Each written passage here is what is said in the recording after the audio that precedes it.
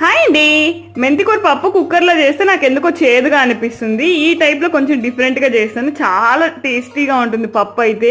సింపుల్గానే ఆవాలు, జీలకర్ర, ఎండుమిరపకాయ, తెల్లగడ్డ, కరివేపాకు వేసి ఫ్రై అయ్యాక ఒక పెద్ద ఆనియన్ తీసుకొని పొడిగా కట్ చేసుకొని బాగా ఫ్రై చేశాక ఇంకా పెద్ద మెంతికూర ఉంటుంది కదా, ఓన్లీ ఆకులు వేసి చాలాసేపు ఫ్రై చేస్తాను, లేకపోతే పచ్చి వాసన వస్తుంది, చేదు వస్తుంది.